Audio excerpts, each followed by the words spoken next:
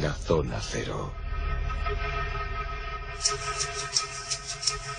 Comienza uno de nuestros monográficos más aventureros, más marineros, porque vamos a hablar de esos buques fantasmas, de esos navíos que ya os hemos propuesto en el sumario de nuestro programa. La leyenda siempre precede a los buques fantasma. Hay muchos, no son pocos los que pululan por esos mares de Dios.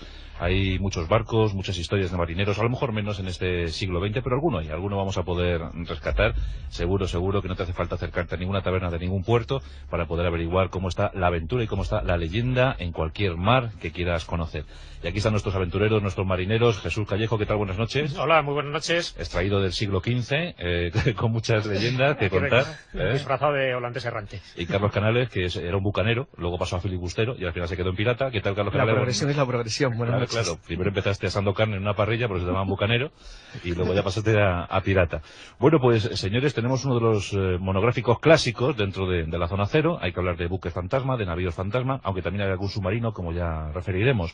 Pero, en principio, Carlos, ¿qué te sugiere la idea de buques fantasma? ¿Tantos hay? Sí, hay legión, que se dice. No, la verdad es que los buques fantasma es de los más bonitos de los temas del folclore, la leyenda y la mitología, por lo menos para mi gusto, porque es además el que tiene probablemente mayor unión con la ficción literaria y con la fantasía, con la aventura y con las leyendas. A mí me gusta mucho porque cubre la totalidad del planeta y además lo cubre de una manera general. Si las leyendas de barcos fantasmas o de navegantes errantes se difunden de puerto en puerto y de barco en barco a través de las tripulaciones y de los contactos de los propios marineros, lo cual hace que sea una especie de leyenda urbana pero marítima que se extiende a todo el planeta y con rasgos comunes, pero también con elementos que van cogiendo en las culturas de cada lugar, lo cual hace increíblemente bonito y atractivo. En los mares, Jesús, aparecen los monstruos criptozoológicos, como tú bien sabes, lo hemos visto en tu bestiario mágico, y ahí vemos serpientes marinas, dragones, monstruos de todo tipo, pero también, ¿qué sería de esos monstruos sin los buques fantasma, no? Hay un poco de todo. Ten en cuenta que todavía nos queda por explorar muchísimas cosas de los océanos. Es una de esas fronteras todavía inexploradas y casi sabemos más de la superficie de Marte que de la profundidad de nuestros océanos, de nuestros mares. Por lo tanto, no deja de ser un misterio, ¿no? Un misterio que teníamos tan cercano, pero a la vez pues tan incógnito, porque pocos, ya no digo batiscafos se han aventurado a determinadas profundidades porque todavía no se puede, pero se sabe que hay muchísimos enigmas, no necesariamente en esas zonas abisales, sino en otros que se han llamado triángulos, zonas errantes, zonas misteriosas o mágicas, que han propiciado, pues, por supuesto, este tipo de leyendas pavorosas, ¿no? Ya no estoy hablando del Triángulo de las Bermudas, el Triángulo del Dragón, muy cerca de Japón, sino pues, muchísimos lugares que han sido testigos de este tipo de catástrofes marítimas que después esos barcos y esas tripulaciones fantasmas pues han generado todo tipo de tradiciones, todo tipo de folclore que se está también gestando, ¿no? Porque no estamos hablando de siglos pasados, del siglo XVI y XVII, sino que en el XX también se siguen viendo. Efectivamente, Jesús, en este asunto de los buques fantasma, el siglo XX lo que tiene que aportar son sus triángulos, ¿no? Claro, ahí ya sabes que se hablaba de los 12 fatídicos triángulos de la muerte. Los dos más conocidos ya los acabamos de decir, ¿no? Uno estaría en el Pacífico y otro en el Atlántico, y después habría pues otros cuantos repartidos por ahí, desde mi punto de vista de una forma muy aleatoria y muy gratuita, porque dos de ellos incluso estarían en las entradas de los dos distintos polos, ¿no? En el polo norte y en el polo sur, un poco pues casi para jugar a una simetría imposible y que no siempre viene avalada por la misma casuística, la misma cantidad de datos que ocurre tanto en el Triángulo del Dragón como el Triángulo de las Bermudas. Pero vamos, sí es cierto que ha habido zonas negras, triángulos negros, por llamarlo así, donde ha ocurrido todo tipo de cosas. Pero fíjate que más que en esos 12 fatídicos triángulos de la muerte, que será el título de un libro famoso de Antonio Rivera, se ha producido en otros lugares que no están pues un poco bautizados por esta terminología que ha dado la leyenda, y muchos de ellos están en los cabos. En el Cabo de Hornos, en el Cabo de Buena Esperanza, por ejemplo, son de esos sitios tremendos, fatídicos, por no hablar también de sitios donde hay cementerios de barcos, y claro, cuando hay tanto cementerio de barco hundido, o bien porque han escollado allí por alguna razón, pues eso también genera las leyendas sobre tripulaciones errantes, sobre tripulaciones que siempre además esos avistamientos generan mala suerte, son augurio de fatalidades o de maldiciones. Vamos, Carlos, que Panamá y Suez echaron un cable a esto de los buques fantasma, ¿no? Facilitaron el que se vieran más. Sí, la verdad, sobre todo el Canal de Panamá, porque el Canal de Panamá, curiosamente, lo que hizo es romper uno de los mayores mitos de la navegación occidental, que era los rugientes 40, es decir, doblar el Cabo de Hornos. Como es bien conocido, las grandes carreras de los Clipper que hacían la ruta del té el doblar los rugientes 40, es decir, el dar la vuelta al Cabo de Hornos, era lo máximo que podía un navegante conocer, y era una especie de prueba de iniciación que todo marino debía de pasar. Y es curioso porque está relacionado con los viajes a las Indias Orientales, por lo menos el que es el más conocido de los mitos de navegación, que es el mito del holandés errante.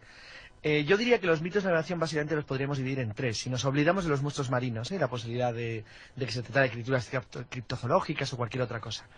Básicamente serían tres grupos. El modelo clásico de buque fantasma sería el holandés errante, es decir, es un barco al que nunca se puede llegar, pero que aparece exactamente de la misma forma que aparece un fantasma en una casa. Es decir, es una especie de espectro luminoso que aparece en el horizonte, donde se ve una especie de tripulación fantasma, pero al lugar nunca se puede llegar, no puede uno abordar el barco del holandés errante.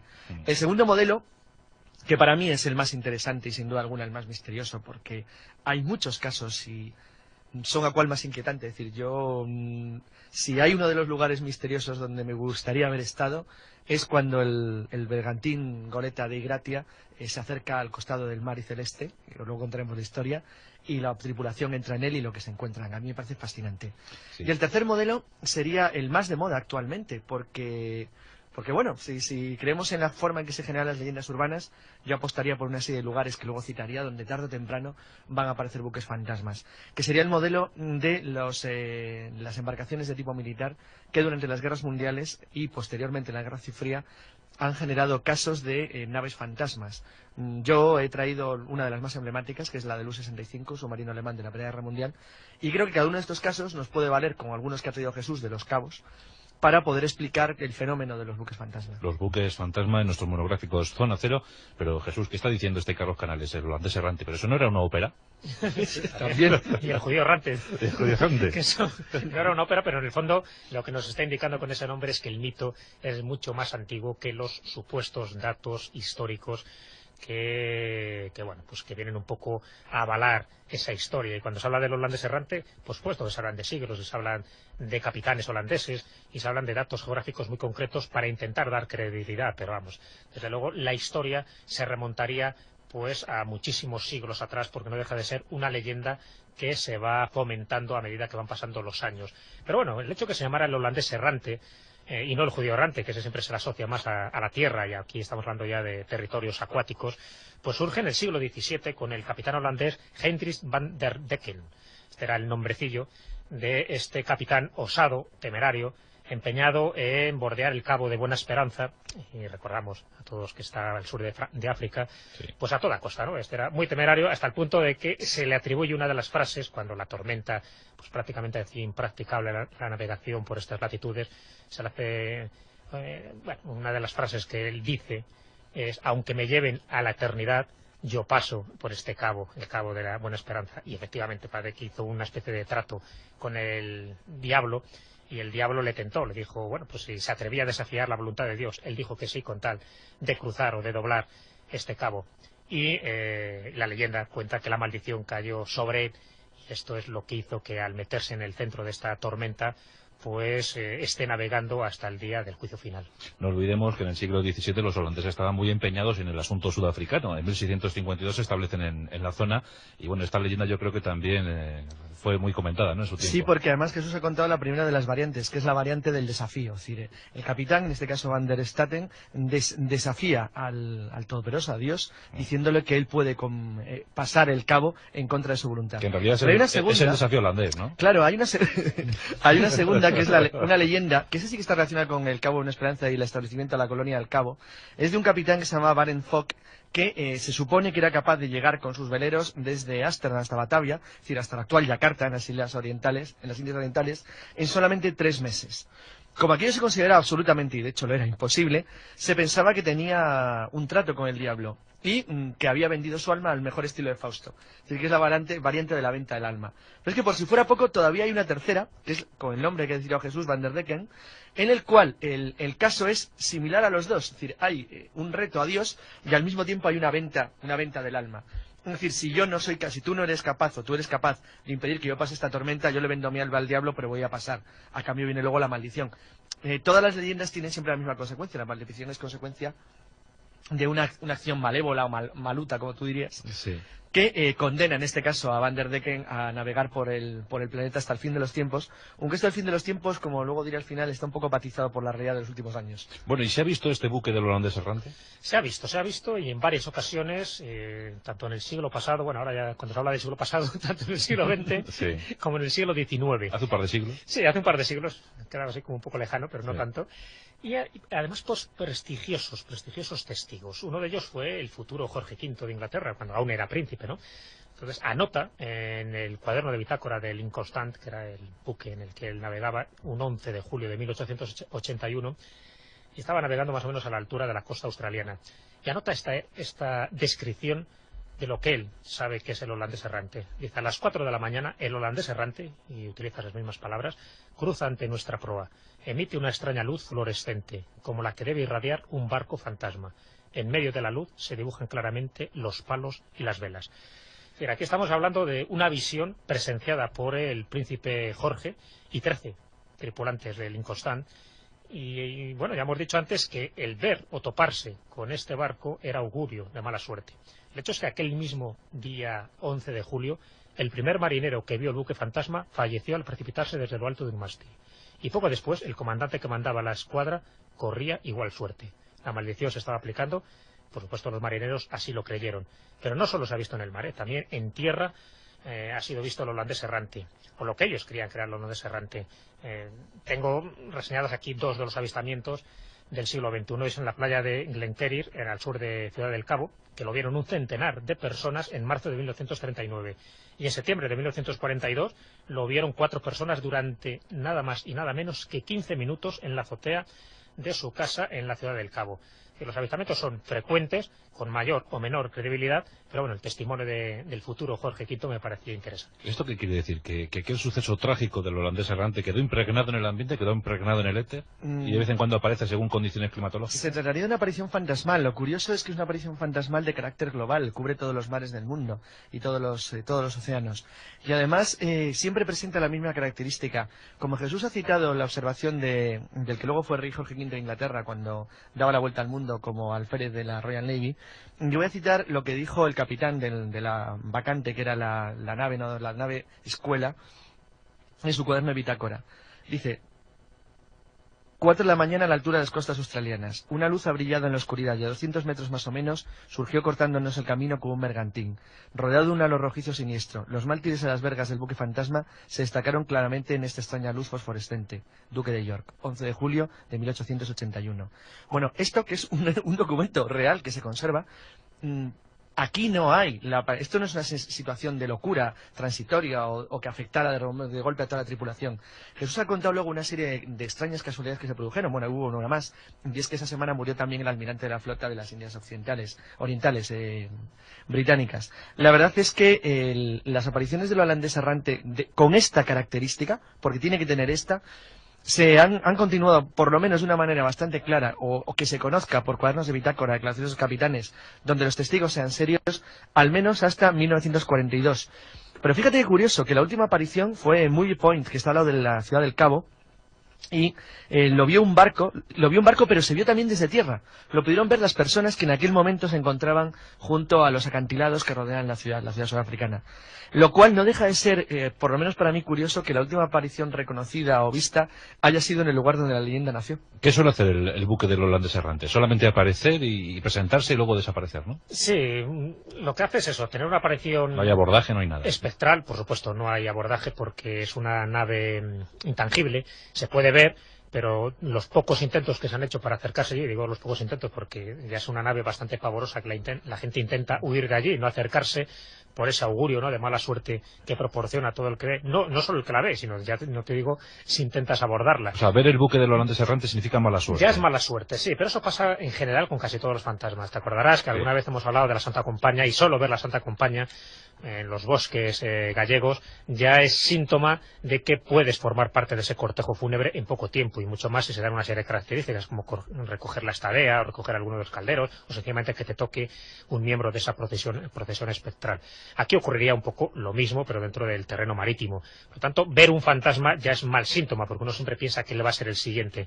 Entonces, nadie se intenta acercar allí pues para comprobar la realidad. Lo que se sabe es que tiene una luminosidad fuera de lo normal, una especie de neblina le rodea, unas luces extrañas pues parecen estar en sus velas y en sus palos mayores, en sus mástiles, y eso es un poco lo mismo que se cuenta de uno de los barcos fantasmas más conocidos que hay en Chile, en las costas de Chile, sobre todo en la isla de Chiloé, que es el Caleuche. Entonces queda claro, Jesús, ahora entramos en el barco este chileno, pero queda claro, según la tradición popular, lo subrayamos esto, ¿verdad? Sí, según la tradición popular, que cuando aparece un buque fantasma es mal augurio. Sí, eso es una constante y un denominador común en todo este tipo de avistamientos. Y da igual que sea el holandés errante o que sea chileno. Cualquier otro. Sí, lo que pasa es que holandés errante prácticamente se llama a todo barco fantasma, sí, que por extensión se podría decir barco maldito. Barco maldito. Sí. ¿Y qué pasa con este chileno? No, el chileno es una leyenda también muy curiosa. A mí me ha llamado la atención porque es una leyenda que todavía sigue viva en las costas chilenas y sobre todo alrededor de la isla de Chiloé. Lo llaman el Caleuche. Yo he recogido testimonios de esa leyenda pues desde la Edad Media hasta ahora con distintas variantes. Tanto es una especie de barco proteico, cambia de forma en función de las circunstancias, y algunas personas la han visto como un barco tradicional, como un velero, otras veces como un buque, otras veces como una isla y otras veces una especie de monstruo. ¿Qué quiere decir? Que parece que interactúa un poco con la mente o con la percepción del testigo, lo mismo que pasa en otro tipo de apariciones fantasmales.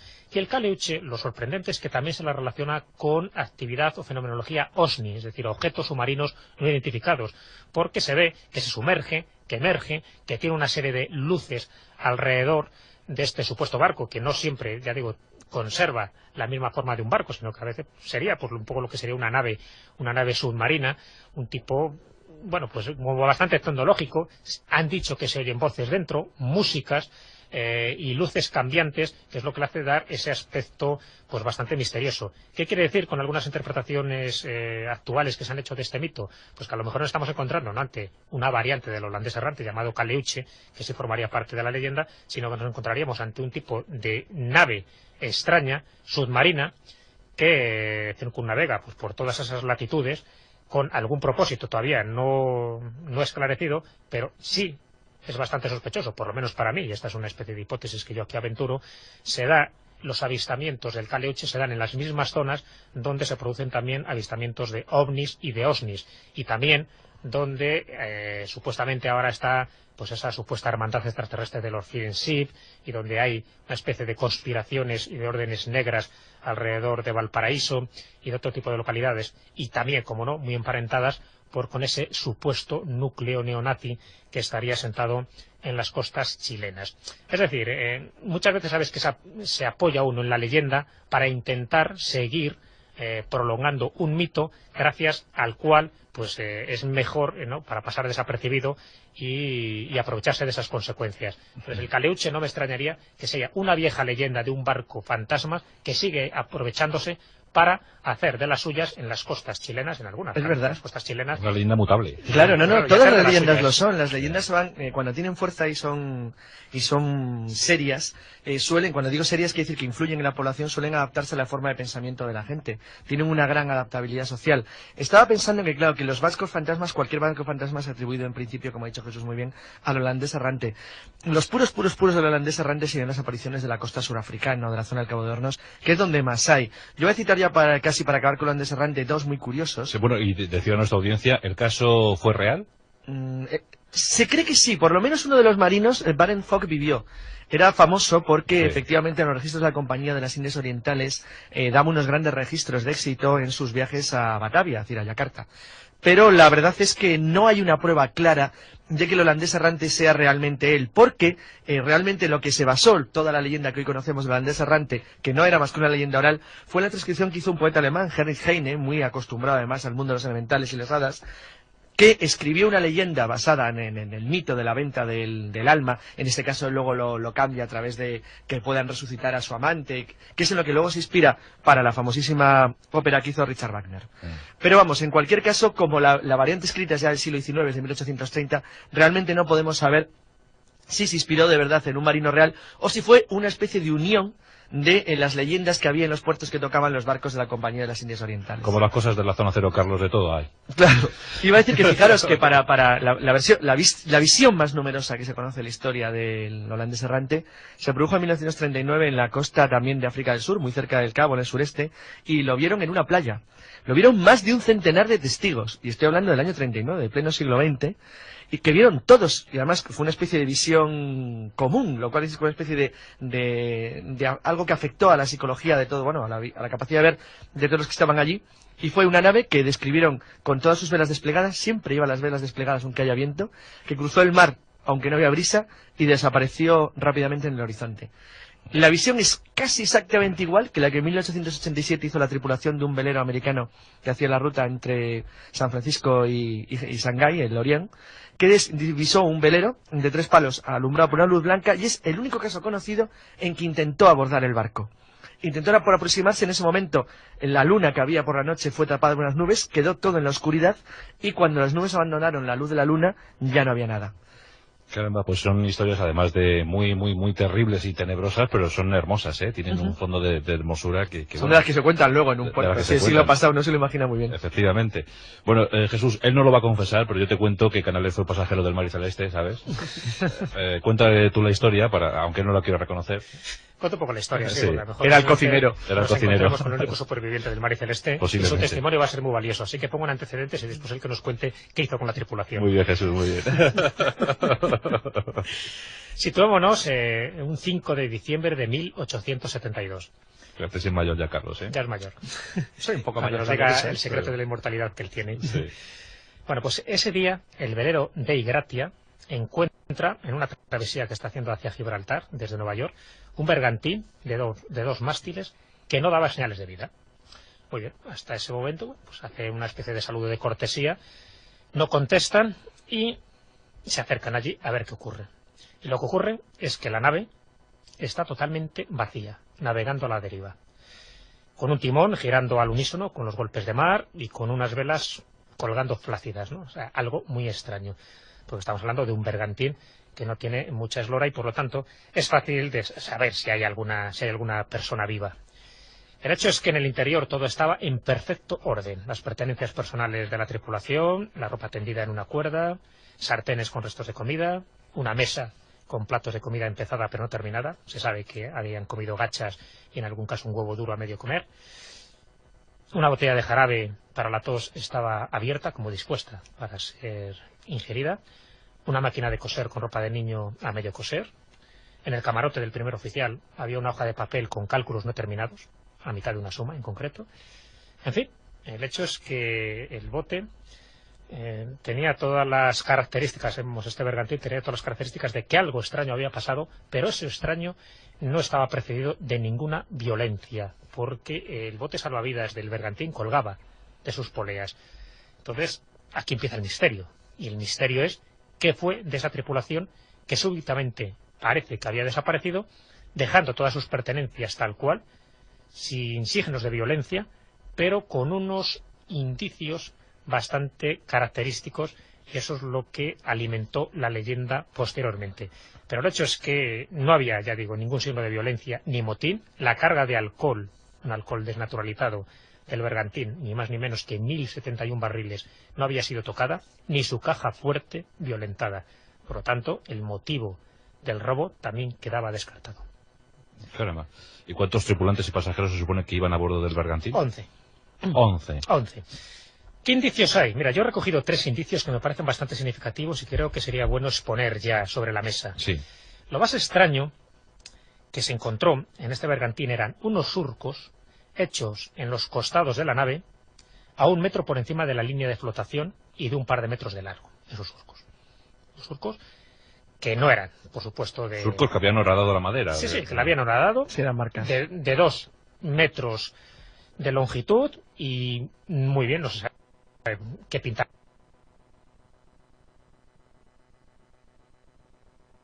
Estaban ahí, como si alguien se hubiera intentado aferrar, pero claro, no eran marcas, eran surcos.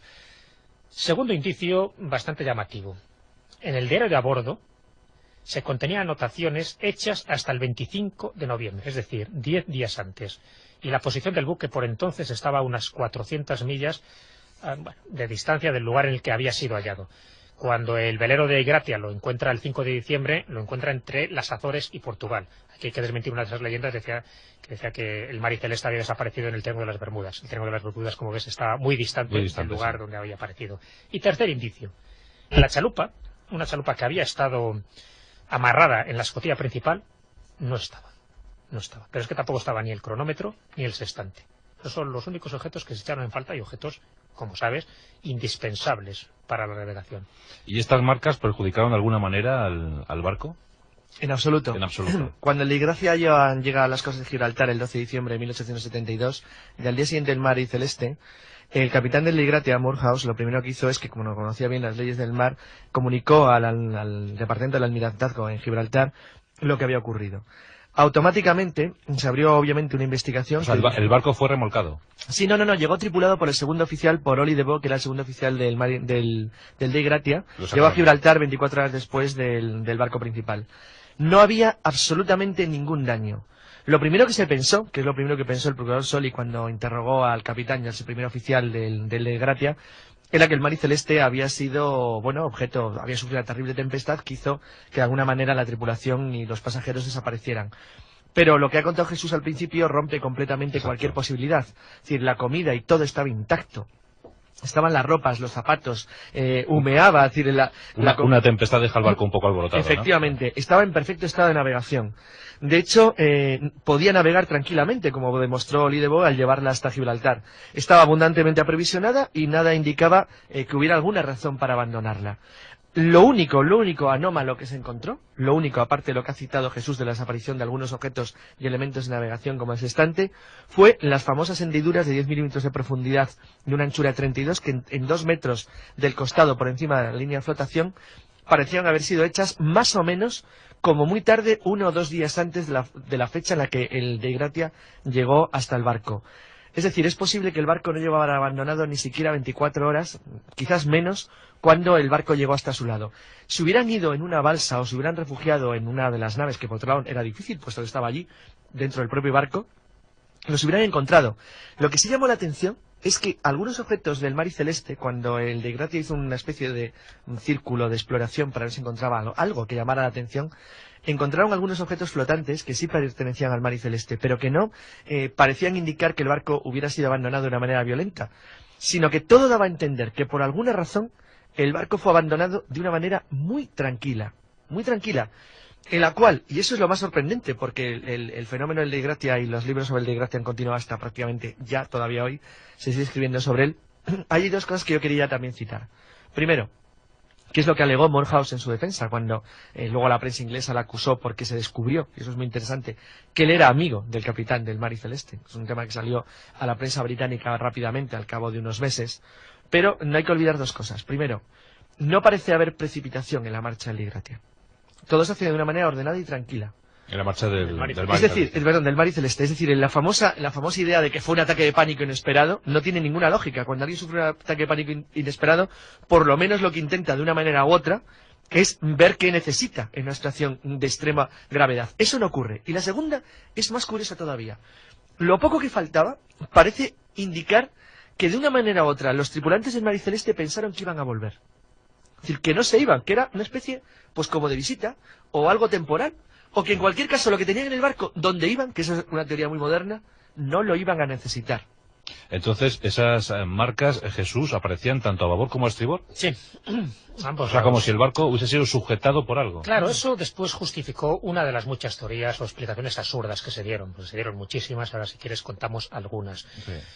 Y una de ellas era, pues posiblemente la captura de un monstruo marino que con sus tentáculos, claro, estaríamos hablando de un cefalópodo gigante, sus tentáculos pues amarrarían un poco, sujetarían lo que era el bergantín, eso justificaría, ¿sabes?, los surcos, y después, según esta explicación absurda, pues iría comiendo uno a uno de sus tripulantes. Claro, pero es que el ataque de un gran monstruo, pues claro, dejaría el barco de aquella manera, ¿no? No dejaría solo surcos, Se coge a los Y tripulantes y al luego barco, por lo ¿no? menos tiraría la tetera, como mínimo. No dejaría Claro, surcos. Esa fue un poco la explicación como más plausible para intentar justificar esos surcos, ¿no? El ataque de algún animal marino. Siempre sí podemos entender pues el amarraje a otro tipo de embarcación, ¿no? Claro, pero estaría solo por un sitio, no estaría por los dos lugares, ¿no? Eso también es lo extraño. ¿Por qué aparecía estos extraños surcos hechos en los dos costados de la nave? No tiene tampoco demasiado sentido. Pero bueno, eso también fue una explicación. Sabes que al capitán del Dei Gratia, el capitán Morehouse, pues él acusó de que fue él el que realmente mató a la tripulación. Y bueno, tenía su lógica, porque, digo tenía su lógica, y así lo vio el Tribunal de Gibraltar, porque pensaban que lo que quería él era pues cobrar, ¿no?, la indemnización que daban por el salvamento de uno de estos barcos. Se pensó que era todo un gran montaje, Sí, ¿no? sí, se pensó. Y bueno, como las explicaciones no eran nada coherentes, lógicamente, empezaron a decir lo que estamos contando aquí nosotros. Bueno, ¿qué pasa? Que esto no tiene ni pies ni cabeza. ¿Dónde ha ido la tripulación? Entonces pensaron que se lo habían cargado directamente. Pero bueno, después parece que ahí el Tribunal de Gibraltar fue bastante sensato y no les condenaron, sino todo lo contrario. Al final les dieron una indemnización valorada en 1.700 libras esterlinas por la recuperación del bergantín. Pero ahí ocurre una cosa bastante curiosa. Esto parece una película de misterio. Y es que el diario de a bordo, ese enigmático diario de a bordo que queda, pues eso, totalmente pues suspendido en sus anotaciones matemáticas, en esas sumas, de una forma súbita, ese diario de a bordo desapareció inexplicablemente del archivo del Tribunal de Gibraltar. Alguien lo robó para no volverse a saber más de este diario, que hubiera sido una de estas pruebas importantes, ¿no? ¿Qué explicaciones se barajaron? Pues hombre, una era la personalidad del capitán Benjamin Briggs, el capitán del Mar y Celeste, que era un hombre fanáticamente religioso y bastante tirano, parece ser que en sus costumbres y sus modales. Entonces se comentaba dos cosas. Primero, que había sido asesinado por su tripulación para apoderarse de la carga de alcohol, y luego, bueno, pues fueron recogidos por otro buque. Eso explicaría en parte los surcos. Pero otros dijeron que no, que todo lo contrario, que fue Briggs quien asesinó a todos por algún tipo de visión religiosa que tuvo, que le conminó a asesinar a su tripulación. Bueno, como ves, tanto una como otra son bastante absurdas, pero las dos justificadas un poco en ese temperamento religioso y fanático que tenía el capitán Benjamin Briggs. Es uno de los casos más extraños del siglo XIX. Claro, es que la teoría de la violencia, sí, bueno, en Inglaterra fue un caso famosísimo. Sí. La teoría de la violencia, de cualquiera de las variantes de la violencia, es de quien dice que el cocinero se volvió loco, bueno, no era yo el cocinero, bueno, que el cocinero se volvió loco y acabó con toda la tripulación para después suicidarse, bueno, cualquier teoría que tenga la violencia como fondo tiene un gran problema, y es la sensación de apacible que da el Mar y Celeste a los tripulantes del Dei Gratia cuando se acercan. ¿Qué fue de él? ¿Qué fue del barco? Bueno, el barco desapareció en Haití en 1885, en los arrecifes de Rochelle. Estaba condenado. Alguna Sí, estaba condenado de alguna manera. Y bueno, pues tuvo una nueva tripulación y ahí murió sin pena ni gloria. Ahora no hubiera tenido precio el Mar y Celeste. Bueno, era un barco maldito antes y después de ocurrir este incidente, ¿eh? Porque antes, os cuento un poco, se construyó en 1860, se nombraba Amazon por entonces, y ya, fíjate, su primer capitán, el escocés Robert McClellan, murió 2 días después de la toma del mando. En el primer viaje, con un nuevo capitán, que se llamaba Parker, colisionó con una encañizada de pesca en la costa de Maine. Regresó al astillero para ser reparado y allí un incendio le costó el puesto a Parker, que era el capitán. Se hace de nuevo a la mar y el buque choca con otro bergantín, y este bergantín se hunde en el Canal de la Mancha. De regreso a América, ya con otro capitán también, encalló cerca del Cove Bay y posteriormente fue rebautizado como el Mar y Celeste. Uno de los primeros capitanes era Benjamin Briggs, y como ya sabes, al asumir el mando, fíjate lo que le ocurrió. Y después, y ya solo te cuento este dato un poco para que veas que no estamos hablando de un barco fantasma, sino realmente un barco maldito, el Mar y Celeste, que siguió siendo utilizado hasta el año 1885, pues fíjate, en los 13 años, estos posteriores a cuando ocurre este avistamiento, ¿no?, por el Dei Gratia, el bergantín cambió de manos 17 veces. Sufrió pérdidas de cargamento y velas, encalló en innumerables ocasiones y se incendió en otras tantas. Al final... pero le podrían haber llamado no para ti.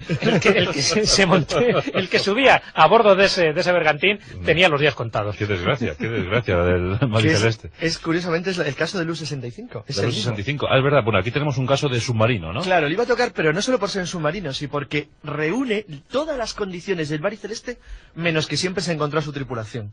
Sí. Pero realmente hubiera podido acabar exactamente igual, si no llega a ser además porque la última observación del U-65, y ahora contaré un poco su historia, fue el 10 de julio de 1918, cuando un submarino norteamericano, el L-2, divisó un submarino alemán que estaba en guerra, navegando a la deriva frente a las costas del mar de Irlanda, y el capitán del L-2 ordenó una maniobra de ataque, es decir, con el cañón, es decir, una maniobra de ataque superficie, y al intentar observar qué era lo que tenían delante, descubrió que había una figura que permanecía en pie de la silueta, es decir, de lo que parecía ser la línea de contorno del submarino, con los bajos cruzados. En ese momento, una explosión destruyó el U-65.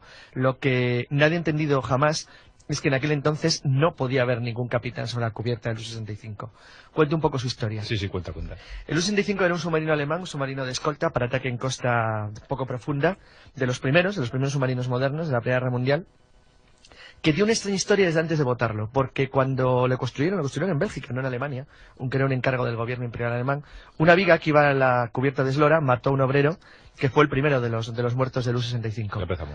Poco después, en las pruebas iniciales de navegación, 3 tripulantes murieron asfixiados porque se llenó de gases la sala de máquina. En pruebas posteriores, es decir, las primeras maniobras militares que hizo con una flotilla de submarinos gemelos, pues inexplicablemente un marinero saltó por la borda y fue absorbido por el remolino que genera el submarino. Una vez iniciada la inmersión, el capitán ordenó estabilizar la nave a los 10 metros y volvió a producirse otro accidente. Así, una y otra vez fueron muriendo uno y otro tripulantes. El accidente tuvo incendios, tenía gases, bueno, le ocurrió absolutamente de todo. Y la semejanza con el mar y celeste es tan global que probablemente, si no llega a ser porque ocurrió lo que le pasó y hizo explosión en el mar de Irlanda, pues probablemente la cantidad de muertos, en total hubo 16 fallecimientos, en el U-65, pues bueno, lo hubiera convertido en el terror de los mares, pero para los propios tripulantes. Vamos, que era el enemigo en casa, ¿no, Carlos? Efectivamente. Fue exorcizado por un sacerdote católico que mandó el gobierno imperial alemán porque estaban convencidos de que estaba lleno de fantasmas. Pero parece que el exorcismo fracasó, porque en la última misión un artillero se suicidó, otro se volvió loco y al primer maquinista se rompió una pierna. ¿Desde que fracasó? Fracasó el sacerdote. Bueno, pues yo creo que no está nada mal como monográfico Zona Cero dedicado a buques fantasma. También un submarino ha aparecido al final, el U-65. Desde aquí le saludamos. Pues seguramente seguirá por allí surcando los mares internos, desde luego. Bueno, pues Carlos Canales, Jesús Callejo, muchas gracias por habernos puesto en contacto con el mundo de los buques fantasma, y ya tendremos más cuidadito cuando vayamos al mar océano, ¿eh? En fin, por la cuenta que nos tiene. Sobre todo, fíjate que no ponga mariceleste así en el costado. Y si pasa se le saluda, Carlos. Porque estamos ya curtidos. Somos viejos lobos de mar. Nuestro monográfico es Zona Cero.